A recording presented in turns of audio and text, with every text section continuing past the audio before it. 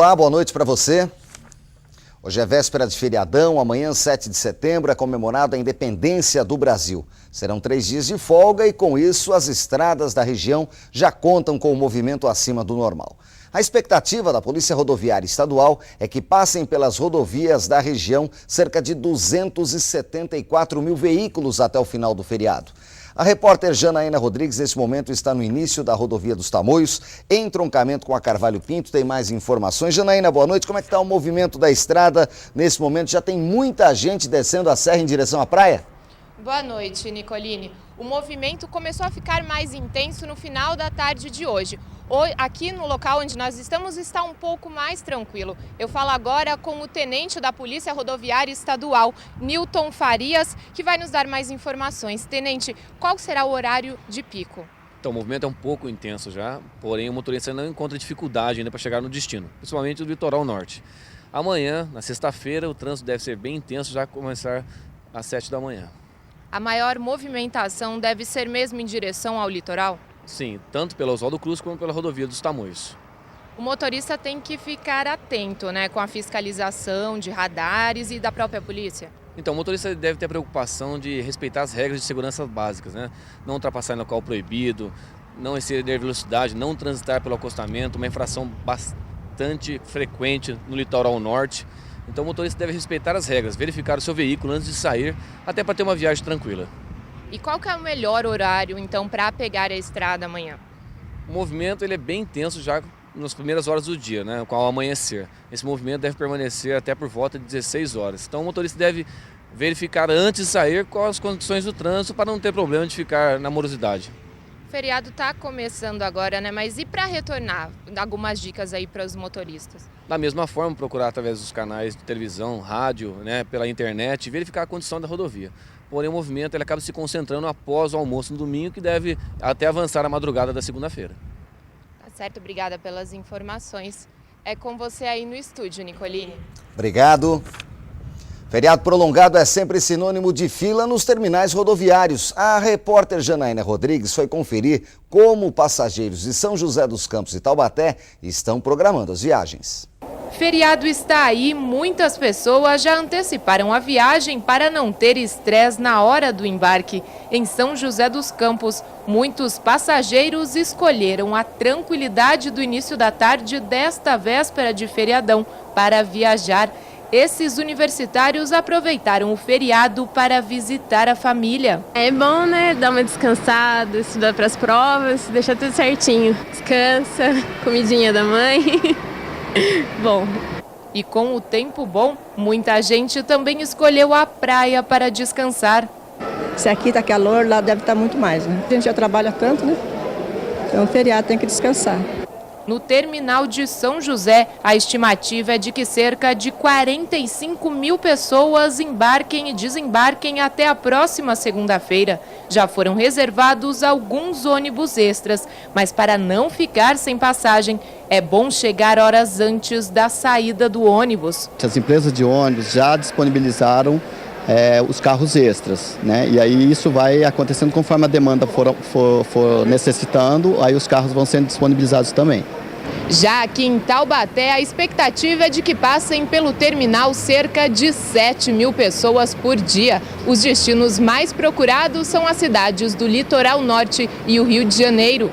E para não ter dor de cabeça, o administrador do terminal lembra que é importante não esquecer de colocar identificação nas malas. É bom salientar que as etiquetas de identificações são idênticas. Então, assim, se a pessoa amarra um lenço na sua mala, se põe uma fitinha para identificar, a identificação visual nesse momento é muito importante, porque as malas são também muito parecidas. As pessoas acabam adquirindo malas idênticas e na hora do desembarque acabam confundindo para pegar a sua mala, porque os números das bagagens acabam sendo muito pequenos. Para viajar com crianças menores de 12 anos, é preciso seguir algumas recomendações. Não esquecer o documento de identidade e uma autorização autenticada, caso não for viajar com os pais ou responsável. Hoje em dia é muito perigoso. Uma menina, né, de 7 anos, viajando só com a madrasta, eu fico com o coração na mão. Mas tá bom. O que importa é que ela vai ficar com o pai uns dias lá e curtir um pouquinho o pai também, né? Quem vai viajar não vê a hora de chegar. Nossa, todo dia trabalhando, né? Tem que mudar um pouco, descansar mesmo. Aproveitar, né? O presidente da Câmara de Santa Branca, Elcio Castelo de Moraes Filho, assinou esta tarde a anulação do ato da Câmara Municipal da cidade, que devolve a cadeira de prefeito a Odair Leal da Rocha, o Peixinho. O prefeito já foi notificado, mas devido ao feriado, ele só deve voltar ao cargo depois da publicação do ato no Diário Oficial, o que deve acontecer na próxima terça-feira. Historiadores e ONGs de preservação querem que o prédio das Casas Pias em Taubaté seja tombado. O local abriga o antigo prédio assistencialista e a capela e corre o risco de ser demolido. O avanço da construção civil ameaça 104 anos de história. Desativada em abril devido a problemas estruturais e financeiros, a Casas Pias corre o risco de ir ao chão. O antigo asilo permutou a área com a construtora como alternativa para sair da crise. Em troca, a Ergplan ofereceu outro terreno no Parque Paduan. Mas a ONG Preserva Taubaté quer evitar a demolição e pede o tombamento do prédio como patrimônio de Taubaté. Ele tem uma importância social, cultural e histórica bastante significativa. Por quê? Porque ele tem uma função, né, de atendimento aos asilados, que eram não só idosos, mas pessoas necessitadas em geral, né? Agora no final, a partir da década de 70, mais ou menos, ficou restrito aos asilados idosos, né, ao atendimento de idosos. Mas aqui na capela, por exemplo, eram feitos batizados, casamentos. A campanha Salve a Casas Pias conseguiu mais de 6.000 adesões em um abaixo-assinado, que já foi entregue à Defensoria Pública. A sociedade está atenta, nós estamos aí com abaixo-assinado, já entramos, né, junto à Defensoria, junto à Prefeitura de Taubaté e também ao Conselho de Defesa do Patrimônio, para que seja tombado, porque é um bem histórico, que tem valor histórico, afetivo, arquitetônico. Então, quer dizer, Taubaté não pode perder mais essa luta, porque é a cidade que está perdendo. Por enquanto, 30% do imóvel já foi ocupado pelo empreendimento residencial. Esta semana, a Justiça havia autorizado a construtora a usar o restante da área, mas a decisão foi suspensa. Os advogados da Casas Pias mostraram ao juiz que a área oferecida pela empresa em 2007, lá no Parque Paduan, para a construção de um novo asilo, é alvo de vários processos judiciais. É uma área grande. A construtora, numa matricular, tem um quarto que deve ter adquirido de algum herdeiro e na outra tem um oitavo que deve ter adquirido de outro herdeiro.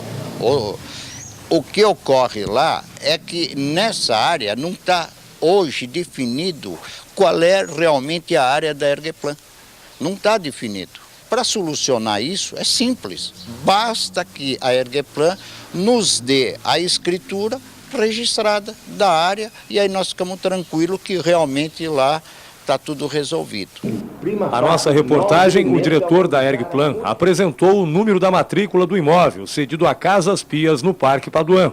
Segundo ele, o documento prova que o terreno pertence à construtora. Eu sou proprietário desse terreno no Paduan já há mais de 13 anos. Estranhamente, depois que eu fiz a negociação com a Casas Pias, eles resolveram fazer um uso capião.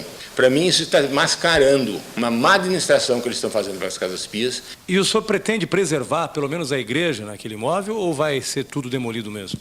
Ainda não tem um projeto para aquilo, vamos dizer, até porque foi fragmentado e em cima de toda essa discussão com Casas Pias, São Vicente de Paulo, né? Não tenho ainda uma definição disso aí.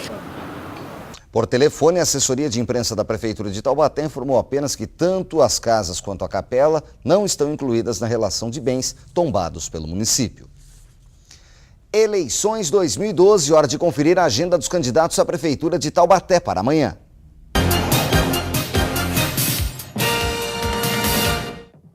Isaac do Carmo, do PT, participa do desfile cívico de 7 de setembro na Avenida do Povo e à noite faz comício no Esplanada Santa Terezinha. Mário Ortiz, do PSB, também participa do desfile na Avenida do Povo e à tarde faz corpo a corpo na região do Secap. Ortiz Júnior estará presente no desfile de 7 de setembro pela manhã e à tarde grava programa eleitoral. As assessorias dos candidatos Afonso Lobato, do PV, e Gênesis de Andrade, do PSOL, não informaram a agenda. E em instantes você confere a previsão do tempo para amanhã, feriadão. E ainda, polícia prende 6 homens que furtaram um posto de saúde em Taubaté. Os detalhes em instantes, não saia daí. Agora 7 horas e 1 minuto.